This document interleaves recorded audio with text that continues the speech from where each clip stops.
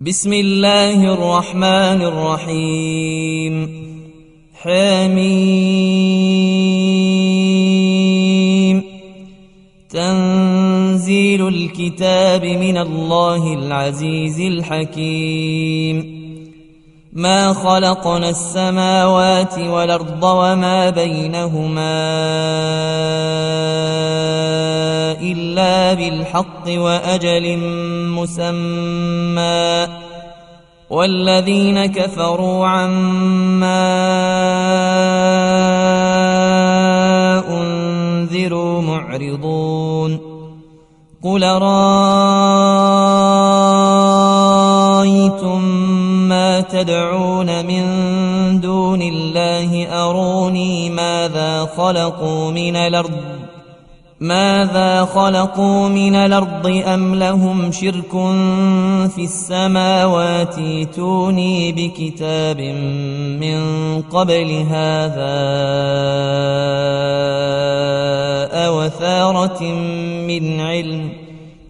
أو أثارة من علم إن كنتم صادقين ومن أضل ممن يدعو من دون الله من لا يستجيب له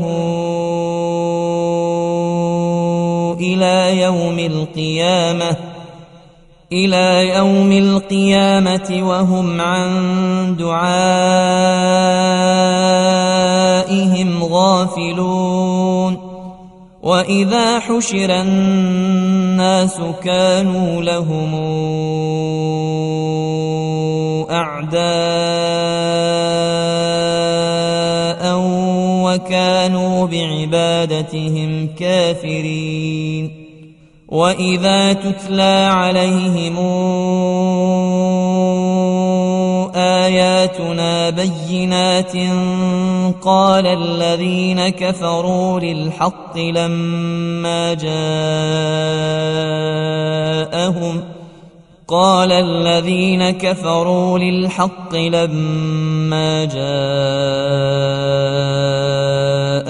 هذا سحر مبين أم يقولون افتراه قل إن افتريته فلا تملكون لي من الله شيئا هو أعلم بما تفيضون فيه كفى به شهيدا بيني وبينكم وهو الغفور الرحيم قل ما كنت بدعا من الرسل وما أدري ما يفعل بي ولا بكم إن أتبع إلا ما يوحى إلي وما أنا إلا نذير مبين قل رأيتم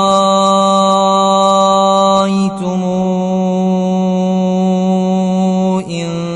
كان من عند الله وكفرتم به وشهد شاهد من بني إسرائيل على مثله فآمن واستكبرتم إن الله لا يهدي القوم الظالمين وقال الذين كفروا للذين آمنوا لو كان خيرا ما سبقونا إليه وإذ لم يهتدوا به فسيقولون هذا إفك قديم ومن قبله كتاب موسى إماما ورحمة وهذا كتاب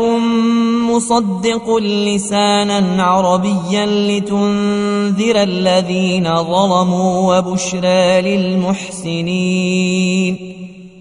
إن الذين قالوا ربنا الله ثم استقاموا فلا خوف عليهم ولا هم يحزنون أولئك أصحاب الجنة خالدين فيها جزاء بما كانوا يعملون ووصينا الإنسان بوالديه حسنا حملته أمه كرها ووضعته كرها وحمله وفصاله 30 شهرا حتى إذا بلغ أشده وبلغ 40 سنة قال رب أوزعني أن أشكر نعمتك التي أنعمت علي وعلى والدي وأن أعمل صالحا ترضاه وأصلح لي في ذريتي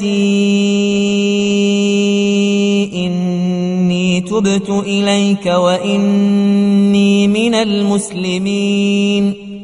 أولئك الذين يتقبل عنهم أحسن ما عملوا ويتجاوز عن سيئاتهم في أصحاب الجنة وعد الصدق الذي كانوا يوعدون والذي قال لوالديه أف لكما أتعدانني أن أخرج وقد خلت القرون من قبلي وهما يستغيثان الله ويلك آمن إن وعد الله حق فيقول ما هذا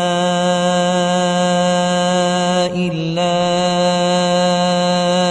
أساطير الأولين أولئك الذين حق عليهم القول في قد خلت من قبلهم من الجن والإنس إنهم كانوا خاسرين ولكل درجات مما عملوا ولنوفيهم أعمالهم وهم لا يظلمون ويوم يعرض الذين كفروا على النار أذهبتم طيباتكم في حياتكم الدنيا واستمتعتم بها فاليوم تجزون عذاب الهون بما كنتم تستكبرون في الأرض بغير الحق وبما كنتم تفسقون واذكر أخا عاد إذا أنذر قومه بالأحقاف وقد خلت النذر من بين يديه ومن خلفه ألا تعبدوا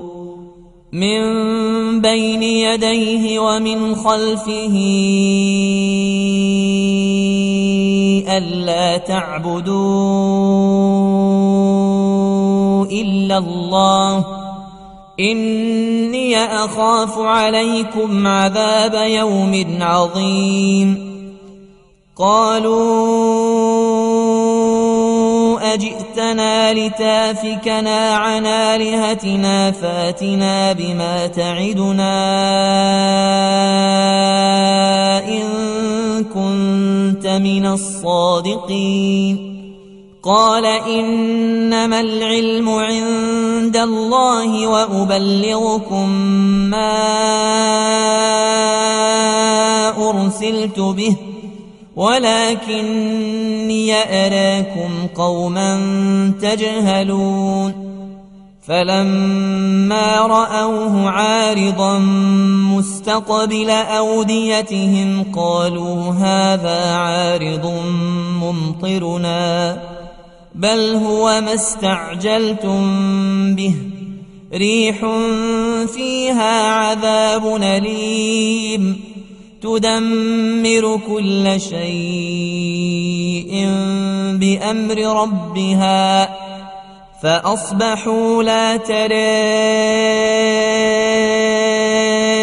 إلا مساكنهم كذلك نجزي القوم المجرمين ولقد مكناهم في ماء مكناكم فيه وجعلنا لهم سمعا وأبصارا وأفئدة فما أغنى عنهم سمعهم ولا أبصارهم ولا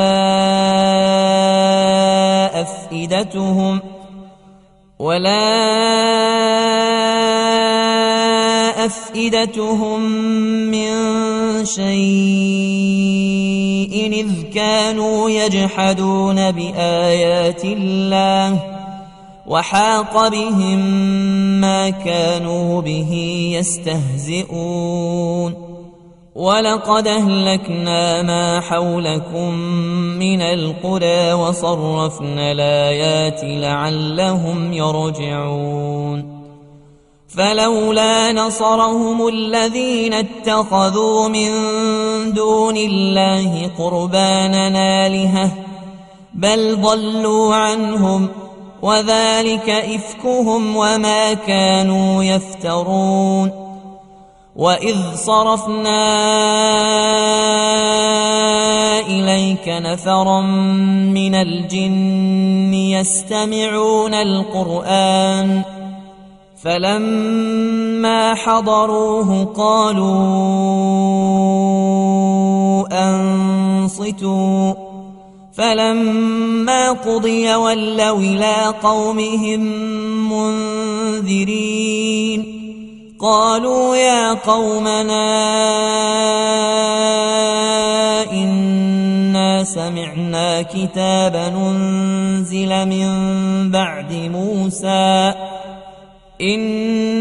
سمعنا كتابا أنزل من بعد موسى مصدقا لما بين يديه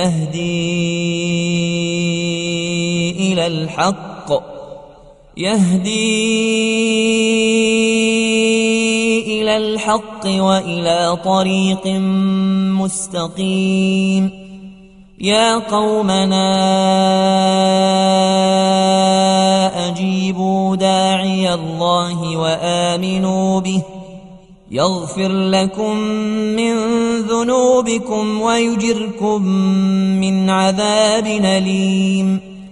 ومن لا يجب داعي الله فليس بمعجز في الأرض وليس له من دونه أولياء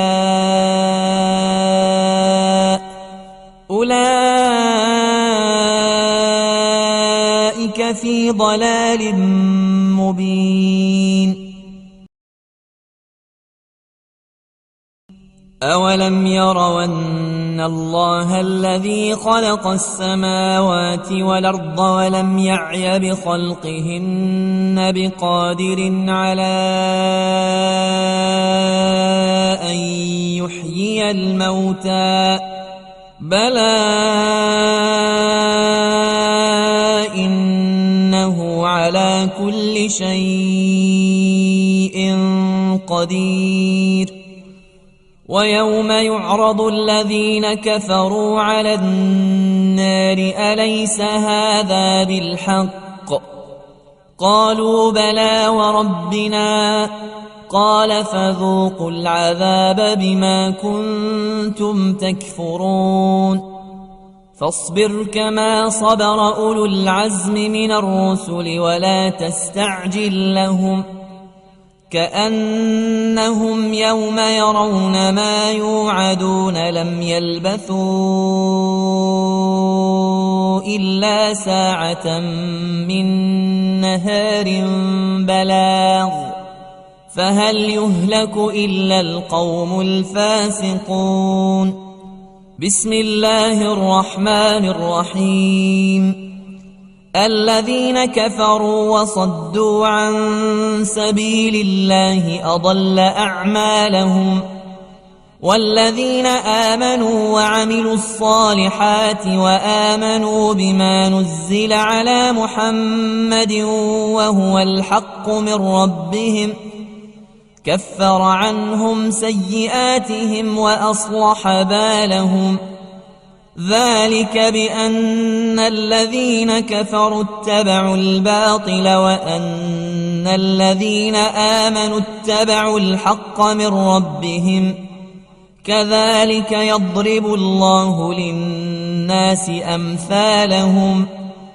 فإذا لقيتم الذين كفروا فضرب الرقاب حتى إذا أثخنتموهم فشدوا الوثاق فإما منا بعد وإما فداء حتى تضع الحرب أوزارها. ذلك ولو يشاء الله لانتصر منهم ولكن ليبلو بعضكم ببعض. والذين قاتلوا في سبيل الله فلن يضل أعمالهم سيهديهم ويصلح بالهم ويدخلهم الجنة عرفها لهم. يا أيها الذين آمنوا إن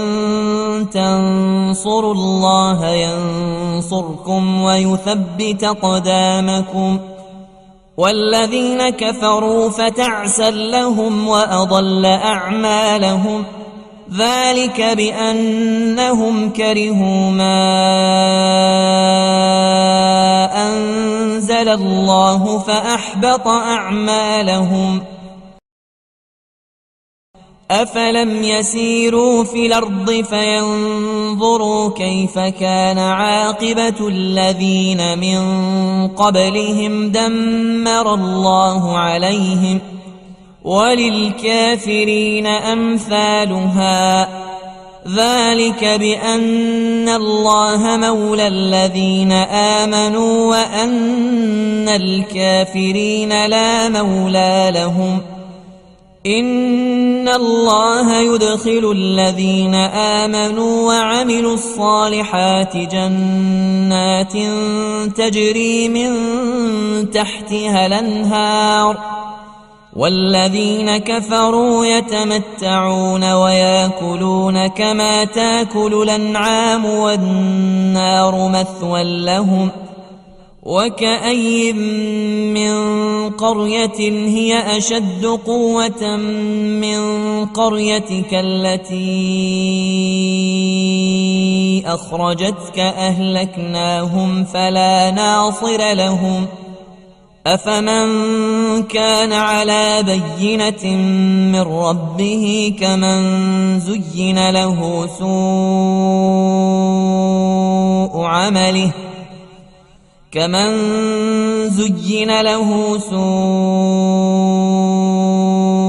عمله واتبعوا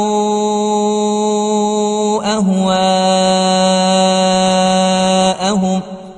مثل الجنة التي وعد المتقون فيها أنهار من ماء غير آسن وأنهار من لبن لم يتغير طعمه وأنهار من خمر لذة للشاربين وأنهار من عسل مصفى ولهم فيها من كل الثمرات ومغفرة من ربهم كمن هو خالد في النار وسقوا ماء حميما فقطع أمعاءهم ومنهم من يستمع إليك حتى إذا خرجوا من عندك قالوا للذين أوتوا العلم ماذا قال آنفا أولئك الذين طبع الله على قلوبهم واتبعوا أهواءهم والذين اهتدوا زادهم هدى وآتاهم تقواهم فهل ينظرون إلا الساعة أن تاتيهم بغتة فقد جاء أشراطها فأنى لهم إذا جاءتهم ذكراهم فاعلم أنه لا إله إلا الله واستغفر لذنبك وللمؤمنين والمؤمنات والله يعلم متقلبكم ومثواكم ويقول الذين آمنوا لولا نزلت سورة فإذا أنزلت سورة محكمة وذكر فيها القتال رأيت الذين في قلوبهم مرض ينظرون إليك نظر المغشي عليه من الموت فأولى لهم طاعة وقول معروف فإذا عزم الأمر فلو صدقوا الله لكان خيرا لهم فهل عسيتم إن توليتم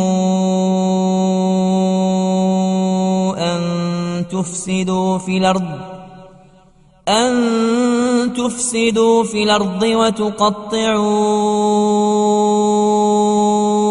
أرحامكم أولئك الذين لعنهم الله فأصمهم وأعمى أبصارهم أفلا يتدبرون القرآن أم على قلوب أقفالها إن الذين ارتدوا على أدبارهم من بعد ما تبين لهم الهدى الشيطان سول لهم وأملى لهم ذلك بأنهم قالوا للذين كرهوا ما نزل الله سنطيعكم في بعض الأمر والله يعلم أسرارهم فكيف إذا توفتهم الملائكة يضربون وجوههم وأدبارهم ذلك بأنهم اتبعوا ما أسخط الله وكرهوا رضوانه فأحبط أعمالهم أم حسب الذين في قلوبهم مرض لن يخرج الله أضغانهم ولو نشاء لأريناكهم فلعرفتهم بسيماهم ولتعرفنهم في لحن القول والله يعلم أعمالكم ولنبلونكم حتى نعلم المجاهدين منكم والصابرين ونبلو أخباركم إن الذين كفروا وصدوا عن سبيل الله وشاقوا الرسول من بعد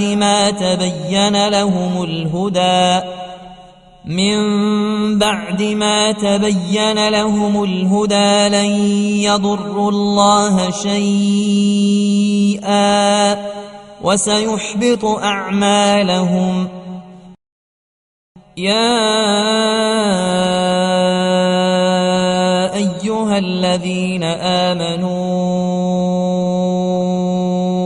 أطيعوا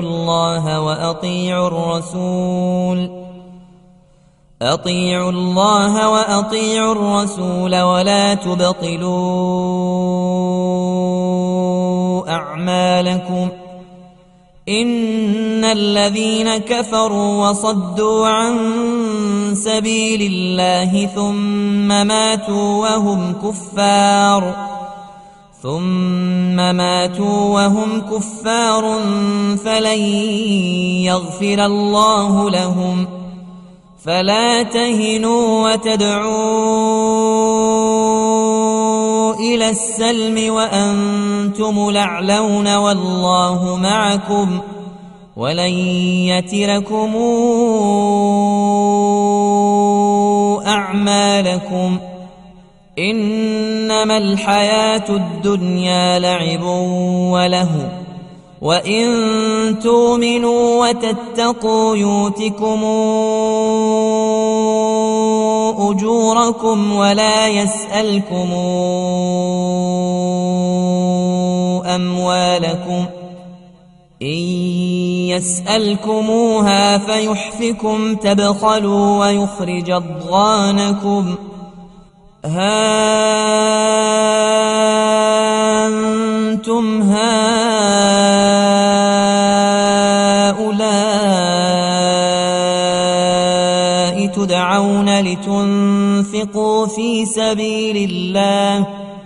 تدعون لتنفقوا في سبيل الله فمنكم من يبخل ومن يبخل فإنما يبخل عن نفسه والله الغني وأنتم الفقراء وإن تتولوا يستبدل قوما غيركم ثم لا يكونوا أمثالكم بسم الله الرحمن الرحيم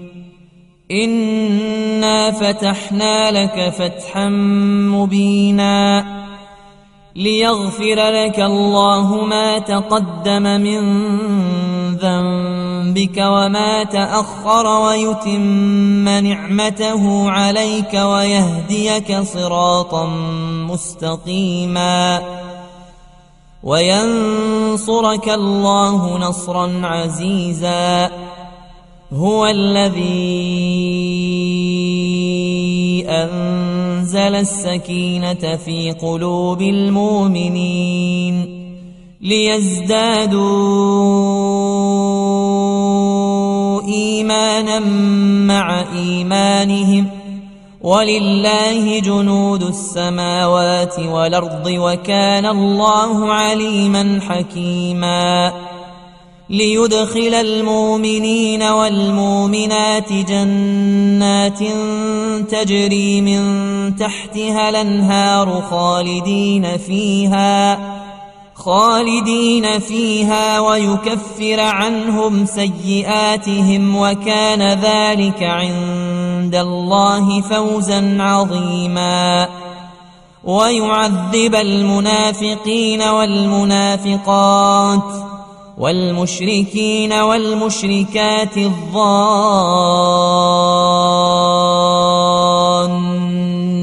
بالله ظن السوء عليهم دائرة السوء السوء وغضب الله عليهم ولعنهم وأعد لهم جهنم وساءت مصيرا ولله جنود السماوات والأرض وكان الله عزيزا حكيما إنا أرسلناك شاهدا ومبشرا ونذيرا لتؤمنوا بالله ورسوله وتعزروه وتوقروه وتسبحوه بكرة وأصيلا إن الذين يبايعونك إنما يبايعون الله يد الله فوق أيديهم فمن نكث فإنما ينكث على نفسه ومن أوفى بما عاهد عليه الله فسنؤتيه أجرا عظيما سيقول لك المخلفون من الأعراب شغلتنا أموالنا وأهلنا فاستغفر لنا يقولون بألسنتهم ما ليس في قلوبهم قل فمن يملك لكم من الله شيئا إن أراد بكم ضرا وراد بكم نفعا بل كان الله بما تعملون خبيرا بل ظننتم أن لن ينقلب الرسول والمؤمنون إلى أهليهم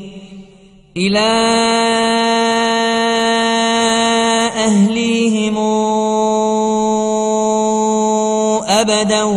وزين ذلك في قلوبكم وظننتم ظن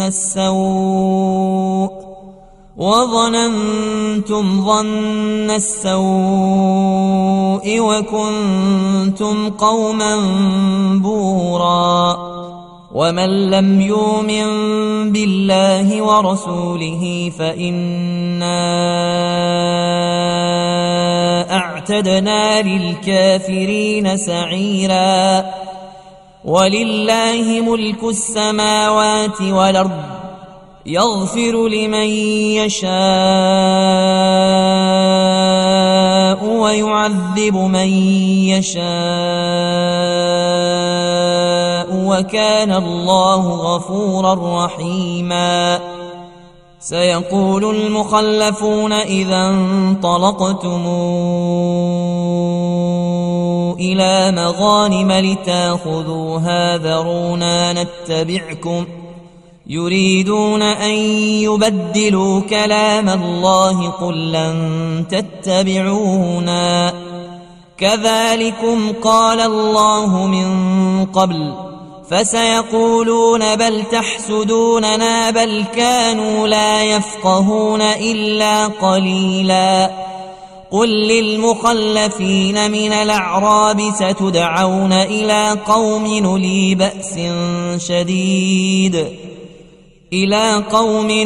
بأس شديد تقاتلونهم أو يسلمون فإن تطيعوا يؤتكم الله أجرا حسنا وإن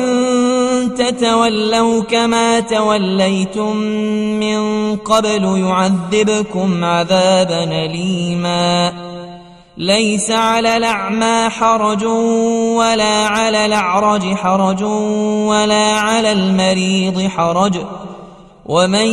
يطع الله ورسوله ندخله جنات تجري من تحتها الأنهار ومن يتول نعذبه عذابا أليما لقد رضي الله عن المؤمنين إذ يبايعونك تحت الشجرة فعلم ما في قلوبهم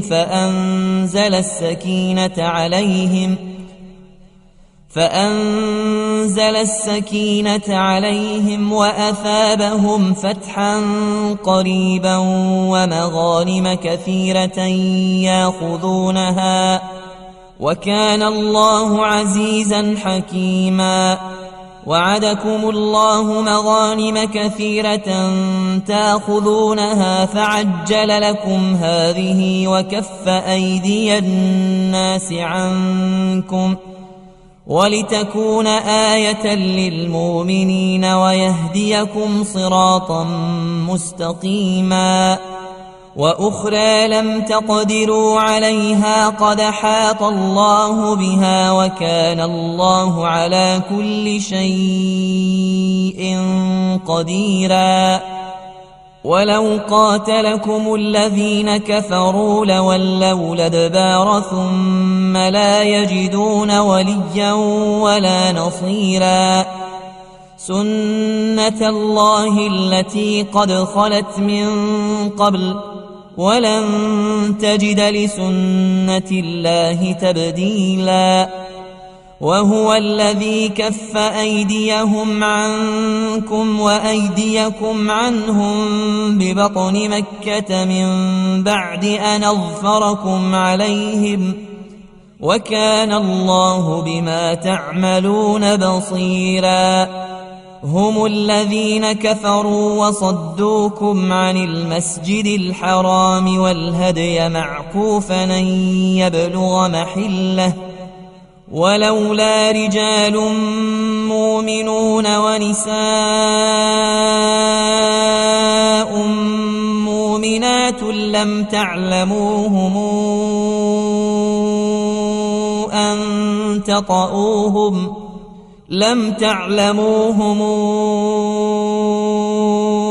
أن تطؤوهم فتصيبكم منهم معرة بغير علم ليدخل الله في رحمته من يشاء. لو تزيلوا لعذبنا الذين كفروا منهم عذابا أليما. إذ جعل الذين كفروا في قلوبهم الحمية حمية الجاهلية فأنزل الله سكينته على رسوله وعلى المؤمنين وألزمهم كلمة التقوى وكانوا أحق بها وأهلها وكان الله بكل شيء عليما. لقد صدق الله رسوله الرؤيا بالحق لتدخلن المسجد الحرام إن شاء الله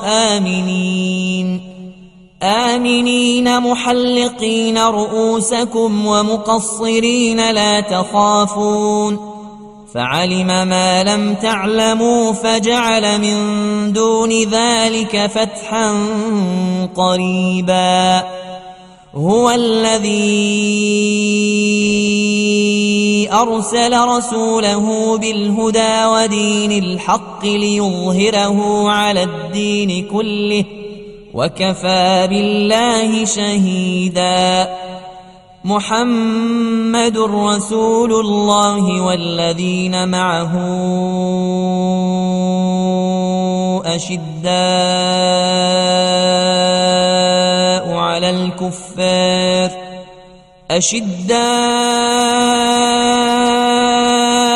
على الكفار رحماء بينهم تراهم ركعا سجدا يبتغون فضلا من الله ورضوانا سيماهم في وجوههم من أثر السجود ذلك مثلهم في التوراة ومثلهم في الإنجيل كزرع أخرج شطأه فآزره فاستغلظ فاستوى على سوقه يعجب الزراع ليغيظ بهم الكفار وعد الله الذين آمنوا وعملوا الصالحات منهم مغفرة وأجرا عظيما. بسم الله الرحمن الرحيم. يا أيها الذين آمنوا لا تقدموا بين يدي الله ورسوله واتقوا الله إن الله سميع عليم. يا أيها الذين آمنوا لا ترفعوا أصواتكم فوق صوت النبي ولا تجهروا له بالقول كجهر بعضكم لبعض أن تحبط أعمالكم وأنتم لا تشعرون. إن الذين يغضون أصواتهم عند رسول الله أولئك الذين امتحن الله قلوبهم للتقوى لهم مغفرة وأجر عظيم. إن الذين ينادونك من وراء الحجرات أكثرهم لا يعقلون. ولو أنهم صبروا حتى تخرج إليهم لكان خيرا لهم والله غفور رحيم. يا أيها الذين آمنوا إن جاءكم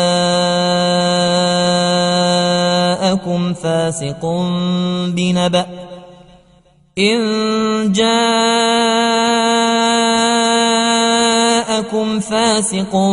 بنبأ فتبينوا أن تصيبوا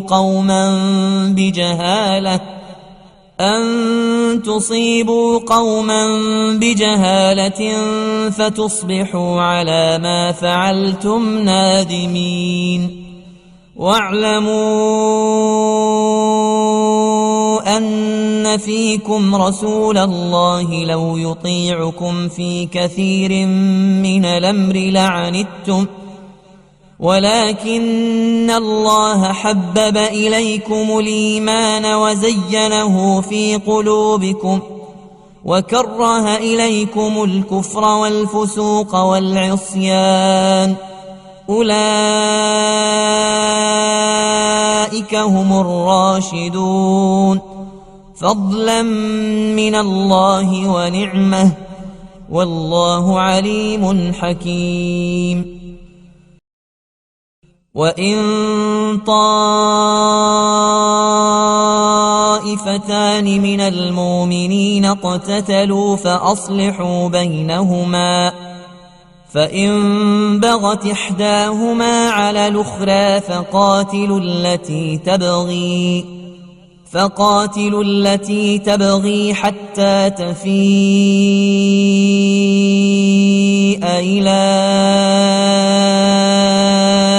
أمر الله فإن فاءت فأصلحوا بينهما بالعدل وأقسطوا إن الله يحب المقسطين. إنما المؤمنون إخوة فأصلحوا بين أخويكم واتقوا الله لعلكم ترحمون. يا أيها الذين آمنوا لا يسخر قوم من قوم عسى أن يكونوا خيرا منهم ولا نساء من نساء عسى أن يكن خيرا منهن ولا تلمزوا أنفسكم ولا تنابزوا بالألقاب بئس الاسم الفسوق بعد الإيمان ومن لم يتب فأولئك هم الظالمون يا أيها الذين آمنوا اجتنبوا كثيرا من الظن إن بعض الظن إثم ولا تجسسوا ولا يغتب بعضكم بعضا أيحب أحدكم أن يأكل لحم أخيه ميتا فكرهتموه واتقوا الله إن الله تواب رحيم يا أيها الناس إنا خلقناكم من ذكر وأنثى وجعلناكم شعوبا وقبائل لتعارفوا إن أكرمكم عند الله أتقاكم إن الله عليم خبير قالت الأعراب آمنا قل لم تؤمنوا ولكن قولوا أسلمنا ولما يدخل الإيمان في قلوبكم وإن تطيعوا الله ورسوله لا يلتكم من أعمالكم شيئا إن الله غفور رحيم إنما المؤمنون الذين آمنوا بالله ورسوله ثم لم يرتابوا وجاهدوا بأموالهم وأنفسهم في سبيل الله أولئك هم الصادقون قل تعلمون الله بدينكم والله يعلم ما في السماوات وما في الأرض والله بكل شيء عليم يمنون عليك أن أسلموا قل لا تمنوا علي إسلامكم بل الله يمن عليكم أن هداكم للإيمان إن كنتم صادقين إن الله يعلم غيب السماوات والأرض والله بصير بما تعملون بسم الله الرحمن الرحيم قاف والقرآن المجيد بل عجبوا أن جاءهم منذر منهم فقال الكافرون هذا شيء عجيب أئذا متنا وكنا ترابا ذلك رجع بعيد قد علمنا ما تنقص الأرض منهم وعندنا كتاب حفيظ بل كذبوا بالحق لما جاءهم فهم في أمر مريج أفلم ينظروا إلى السماء فوقهم كيف بنيناها وزيناها وما لها من فروج والأرض مددناها وألقينا فيها رواسي وأنبتنا فيها من كل زوج بهيج تبصرة وذكرى لكل عبد منيب. ونزلنا من السماء ماء مباركا فأنبتنا به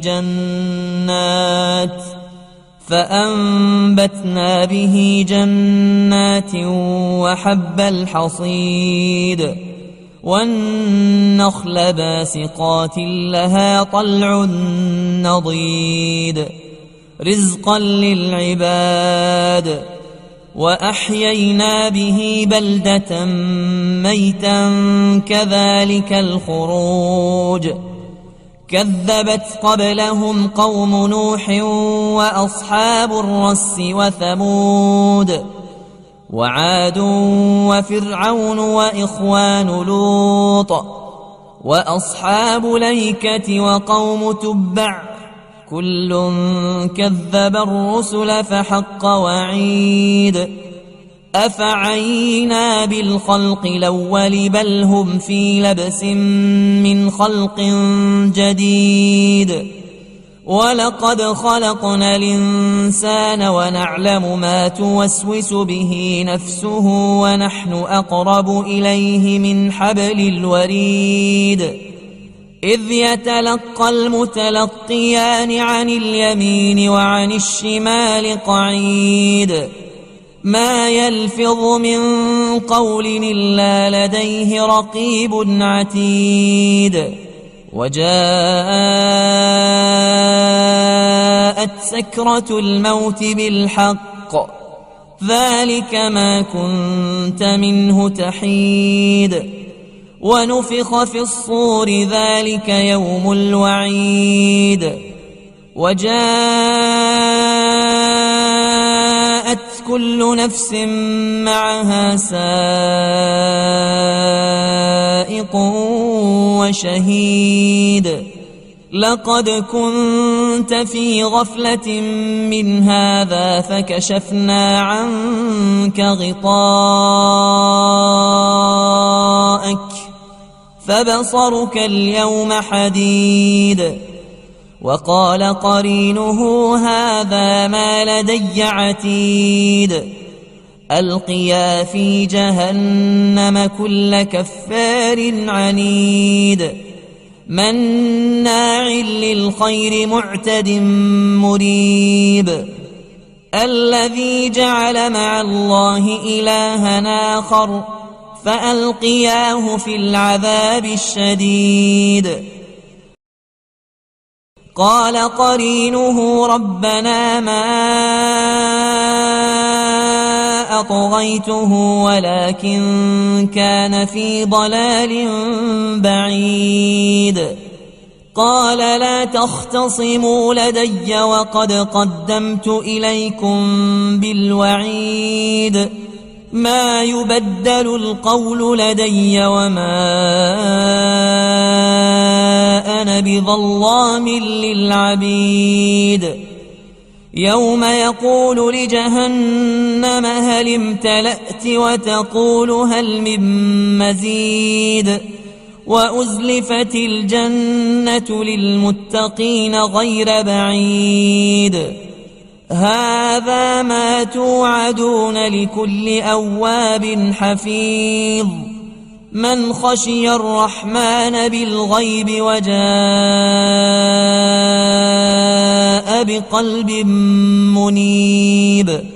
ادخلوها بسلام ذلك يوم الخلود. لهم ما يشاءون فيها ولدينا مزيد. وكم أهلكنا قبلهم من قرن هم أشد منهم بطشا فنقبوا في البلاد هل من محيص. إن في ذلك لذكرى لمن كان له قلب والقى السمع وهو شهيد ولقد خلقنا السماوات والأرض وما بينهما في 6 أيام وما مسنا من لغوب فاصبر على ما يقولون وسبح بحمد ربك قبل طلوع الشمس وقبل الغروب ومن الليل فسبحه وإدبار السجود واستمع يوم ينادي المنادي من مكان قريب يوم يسمعون الصيحة بالحق ذلك يوم الخروج إنا نحن نحيي ونميت وإلينا المصير يوم تشقق الأرض عنهم سراعا ذلك حشر علينا يسير نحن أعلم بما يقولون وما أنت عليهم بجبار فذكر بالقرآن من يخاف وعيد بسم الله الرحمن الرحيم والذاريات ذروا فالحاملات وقرا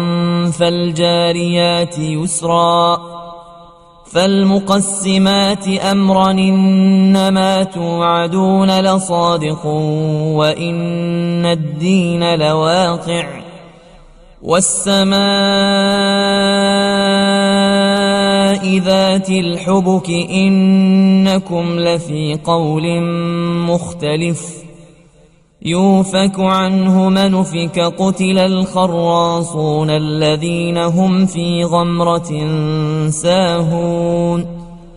يسألون أيان يوم الدين يوم هم على النار يفتنون ذوقوا فتنتكم هذا الذي كنتم به تستعجلون إن المتقين في جنات وعيون آخذين ما آتاهم ربهم إنهم كانوا قبل ذلك محسنين كانوا قليلا من الليل ما يهجعون وبالأسحار هم يستغفرون وفي أموالهم حق للسائل والمحروم وفي الأرض آيات للموقنين وفي أنفسكم أفلا تبصرون وفي السماء رزقكم وما توعدون فورب السماء والأرض إنه لحق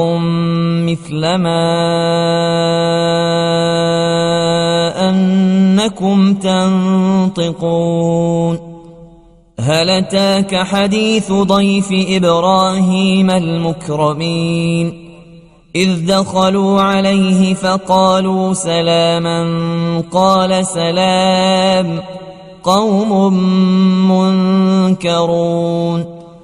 فراغ إلى أهله فجاء بعجل سمين فقربه إليهم قال ألا تاكلون فأوجس منهم خيفة قالوا لا تخف وبشروه بغلام عليم فأقبلت امرأته في صرة فصكت وجهها وقالت عجوز عقيم قالوا كذلك قال ربك إنه هو الحكيم العليم